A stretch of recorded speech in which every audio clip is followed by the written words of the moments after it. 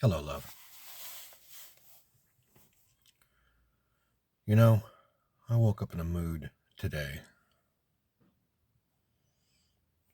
Anxious, angry, sad,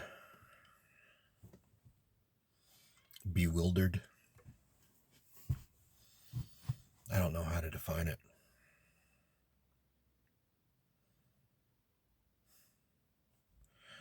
Lots of thoughts on my mind, dreams I didn't want to have, but here I am.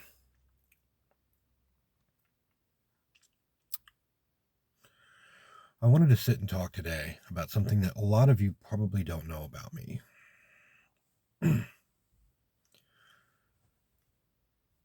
I've had pretty serious depression for a long time of my life.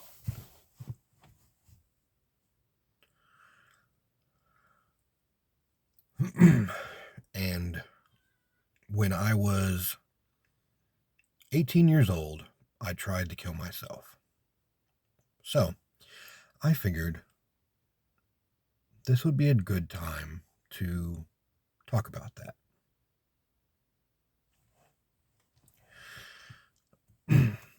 Suicide is never a very easy thing to talk about. My life has never been filled with a lot of happy memories.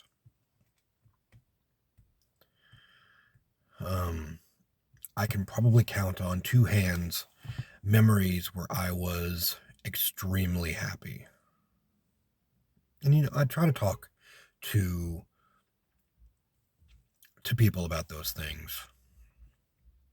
And I may list some of them for you here. But before I get into what I did, a lot of my backstory in life has been filled with people leaving.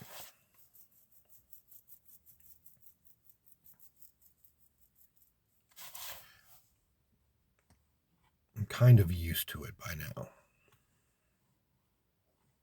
Or maybe not.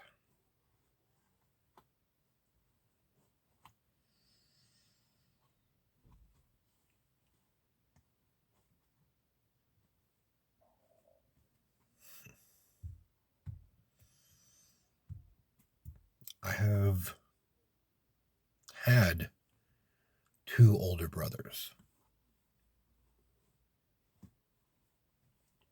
One is now passed. But as growing up, they were twins. And there was lots of moments where I was left behind. Because they were more important.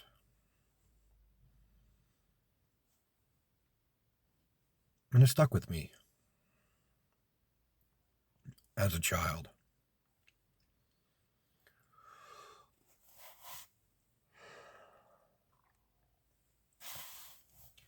My parents divorced when I was 11. And I thought to myself, I do not want to do that to my kids, if I have any. Because I never really wanted to have kids. Growing up in the household that I was in, I did not want to have kids. Because I didn't want anyone to feel like I felt.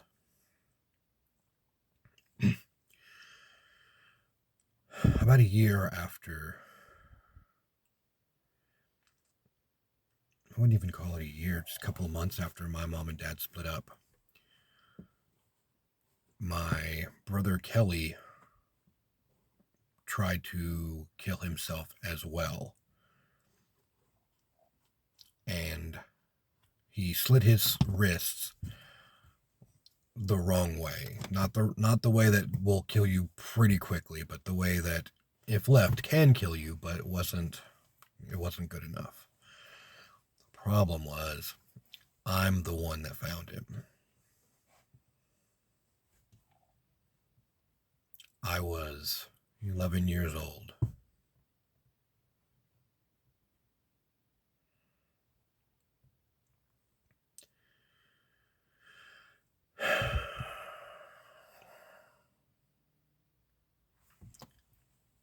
Seeing him there in the bathtub, full of bloody water, was not what I was expecting. But I was able to get help, and so was he. And then my life sort of drained. I was left behind again. Because my other brother was the All-American. He is, don't get me wrong, he is a great guy. I love my brother. Someone I looked up to very much. But he is that picturesque, All-American, fantastic guy. All throughout school, was heavy into sports, good looking, tall, got into the military. He's doing wonderfully in the military. Has the perfect family, wife, one son, one daughter. But even then, once he found that family, he left me behind. And I don't really blame him. I learned at a very young age that I was not important.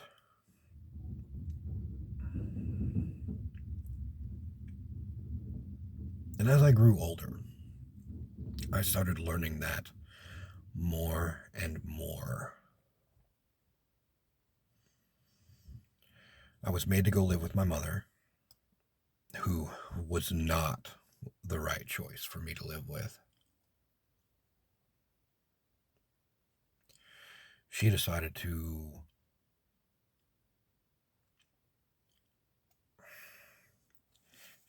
basically to say that I was ugly enough that I could not pick out my own clothes. So she bought all of my clothes for me. But on the same end, my mother also has a debilitating disease, multiple sclerosis. And the way she would introduce me to people would be, "Oh, this is my son Brad. I found out I had MS when I had him." For the longest time, I thought I was the cause of it. And she did not care even when I brought it up.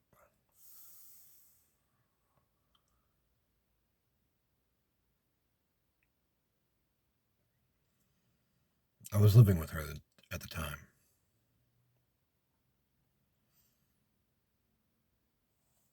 I was in a small internet relationship because, I mean, look at me. I've only gotten much prettier as I've gotten older, and still, I am not the best looking person in the world.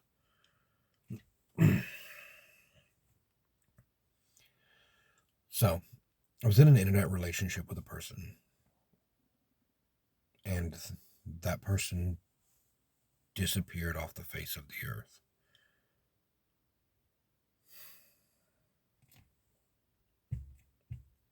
And I don't know why, but it hit me really hard. And that night, after not hearing from this person, I was already on medication for depression and blood pressure and everything else because high school was not good for me. There are many stories I can tell you right now about high school which no one wants to hear.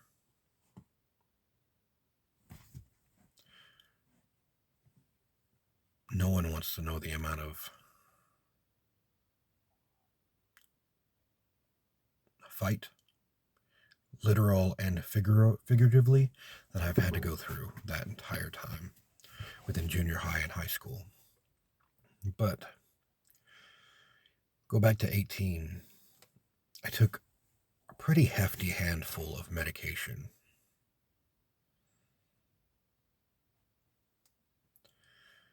That pretty much while I went to sleep, I woke up during the middle of the night. Of course, I was unconscious throughout all this. Fell out, vomited, and basically laid in it, asphyxiating myself.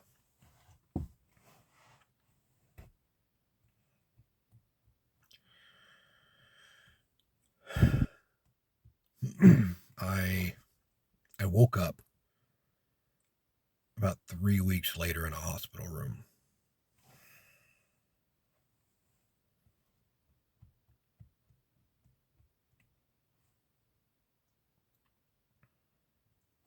I still remember bits and pieces of what happened there.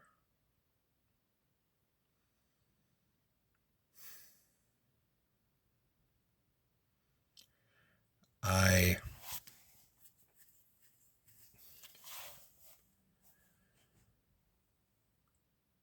was institutionalized for probably about a month afterwards. Mind you, I was still in high school. I didn't really have any friends. I had people who knew me, but I didn't have any friends. Just easier that way. After I got out, I went back to high school. I was nervous and anxious, and I couldn't fit myself back in.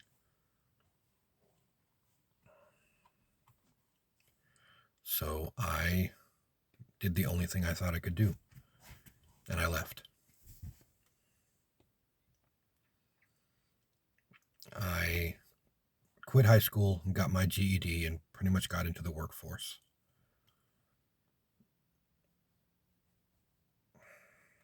I promised myself that I would not kill myself again at that point. Not because I didn't want to. I mean, who doesn't feel at some point in time that their life, that everyone else's life would be better if they were gone? And I still feel that way. But I had to come to the realization that I'm not important.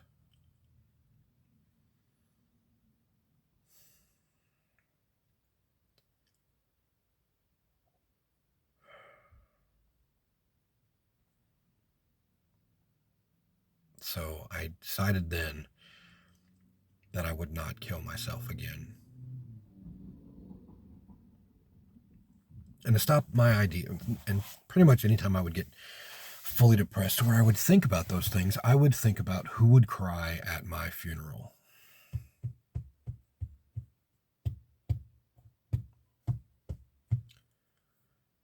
And for the longest time, before I had kids, the only person I thought would actually be hurt might be my dad. And so imagining that my dad was crying was a very big help in preventing me from doing anything.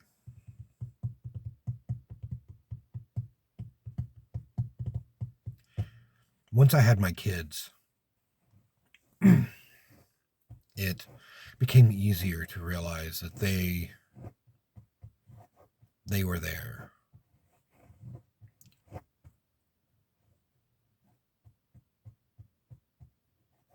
And I don't want to leave them without someone, without me. Even though, even at this point, I feel like if I was gone, they would be okay. Because again, I'm not that important. It's easy to leave me. It's been easy to leave me for my entire life.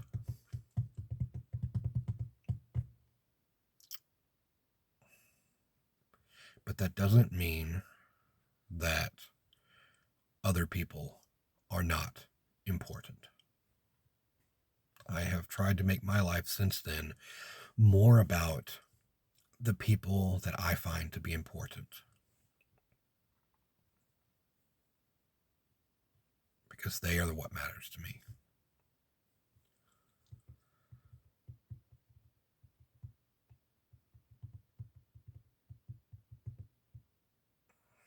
But I do some days think that it would be better if I wasn't here. I'm not going to do anything about that. So don't worry about that. But I know at least one or two people that would probably be happy if I wasn't. So I'm sorry. But as I said, I will now list some of the happy memories I've had in my life. So thank you for going through that story with me. Here are some of my happiest memories that I can remember. Okay? Okay. I can't even remember how old I was at the time, but it was the one year I actually got to go stay with my dad after my parents were divorced. All I wanted for Christmas that year was a PlayStation and Final Fantasy VII. I've loved Final Fantasy my entire life. RPGs are my thing. I've been a big video game person. That year for Christmas, they were able to get me the PlayStation and Final Fantasy VII. And the Final Fantasy VII was the last copy in both Chickasha and Lawton. It was the display copy that they had. I still remember the feeling of getting that and how happy I was and how thankful I was. And all the joy that I had in that game. It was fantastic. It still is. Still one of my all-time favorite games. But it brought about a lot of happy memories. Fast forward to after I killed myself. And I was institutionalized. Another happy memory there was they would only let certain people come in and visit. And there was a time that my brother Scott came in with an Anthony's Pizza that he had bought from the Air Force Base near the hospital that I was in.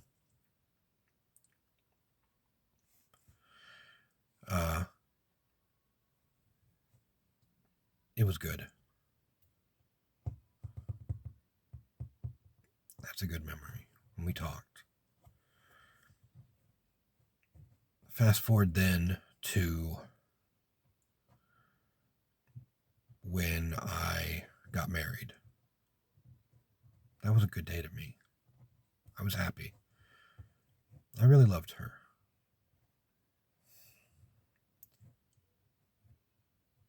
Only to find out that I was only something that would help her get out of a bad place. But I really loved her. A couple of years later, there was a big ice storm in Lawton, which prevented me from coming home from work.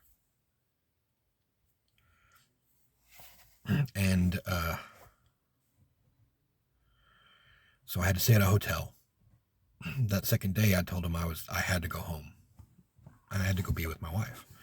So I drove perilously on ice, back roads and everything. What would normally take me about 20, 30 minutes to get home took me 2 hours. When I finally made home, she came out and kissed me.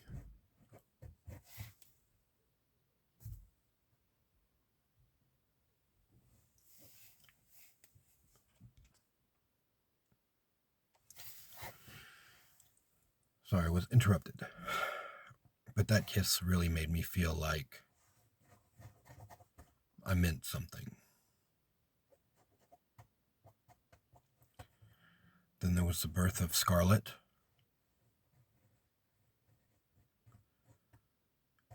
And the way her eyes opened up when she saw me for the first time. The many, many happy moments that Scarlett gave me. The birth of Willow.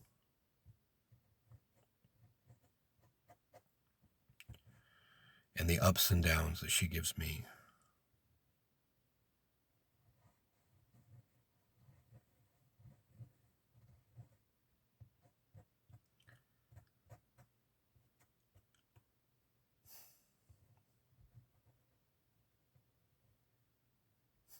The movies.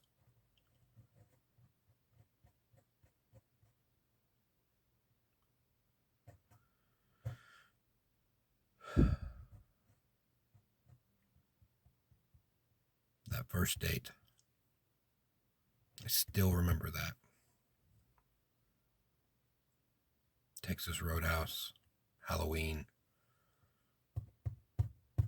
Autopsy of Jane Doe.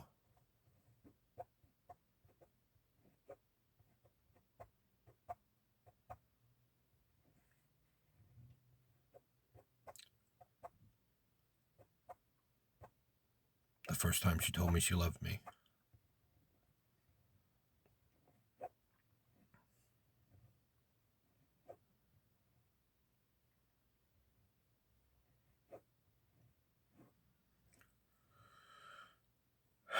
Peaceful days off.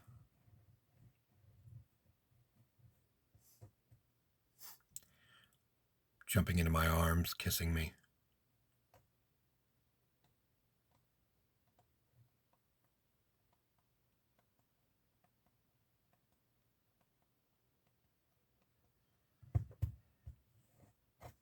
Waking up next to her.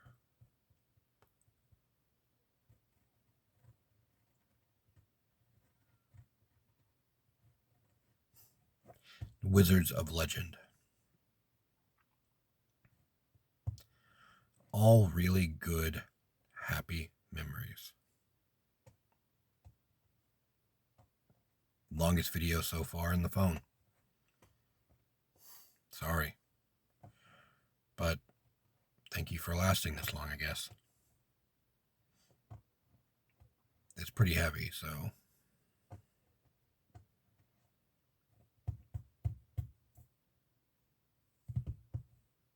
I'll always love you. Every one of you.